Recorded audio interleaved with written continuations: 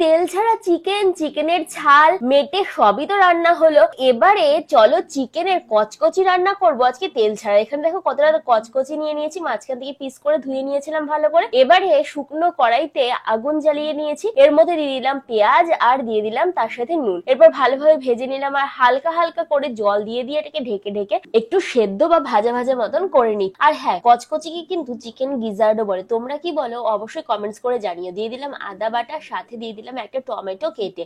এরপর ভালোভাবে মশলাটাকে তার মধ্যে কষাতে থাকলাম আর একটু একটু ঢেকে দিলাম। দেখো ঢেকে দেওয়ার পর কিন্তু নিজে থেকে জল বেরিয়েছে। এবারে সেই আদা আর রসুন বাটার বাটিটা ধুয়ে একটু জল সাথে আর একটু জল দিয়ে দিলাম আর তার মধ্যে মশলাটাকে 2 মিনিট মতন ভালোভাবে ভেজে নিয়ে এরপর দিয়ে দিলাম চিকেনের কচকচি গুলো বা গিজার্ড গুলো।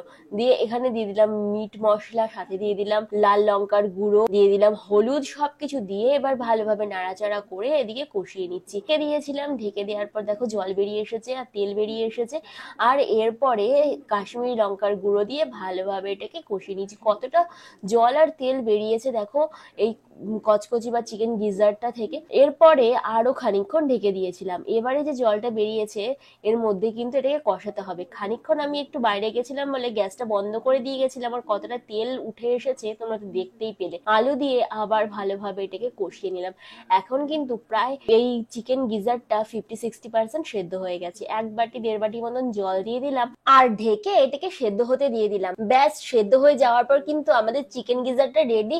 আর ওপর থেকে গরম মশলার গুঁড়ো ছিটিয়ে ব্যাস নামিয়ে এবারে গরম গরম ভাতের সঙ্গে খাও। দেখো কতটা তেল বেরিয়ে এসেছে। আর এটা যখন ঠান্ডা হবে তখন যখন পুরো তেলটা উপরে ভেসে উঠেছে তখন দেখো গ্রেভিটা কত সুন্দর লাগছে না। তো তোমরা তো দেখতেই পেলে যে কেমন আমি তেল ছাড়া আজকে কচকচিটা রান্না করলাম। আর তোমরা যারা বিশ্বাস করছো না আমার কথা তাদেরকে বলবো যে বাড়িতে এভাবে রান্না করে দেখো যে আমি সত্যি বলছি কি মিথ্যে বলছি।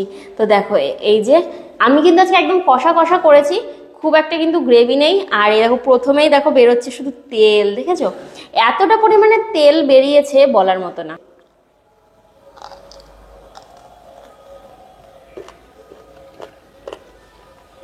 এটা আলু দিয়ে ঝোল দিয়ে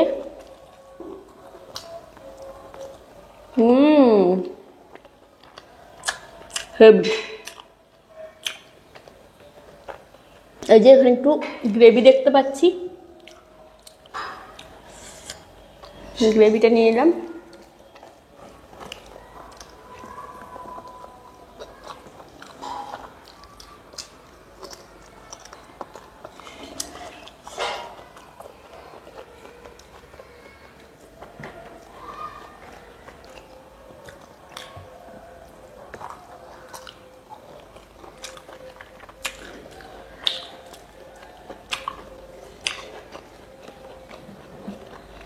সুন্দর সেদ্ধ হয়েছে, কোনো পেঁয়াজ রসুনের কাঁচা গন্ধ নেই, কারণ যে তেলটা বেরিয়েছে সেটাতেই কিন্তু মশলাটা একদম সুন্দরভাবে কষানো হয়ে গেছে।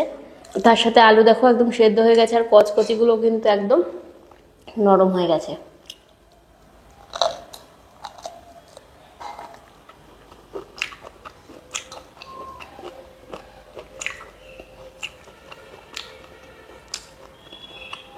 তোমাদের এই পাকস্থলী খেতে কার কার ভালো লাগে, আর তোমরা পাকস্থলীকে বাড়িতে কি বলো অবশ্যই কমেন্ট করে জানিও।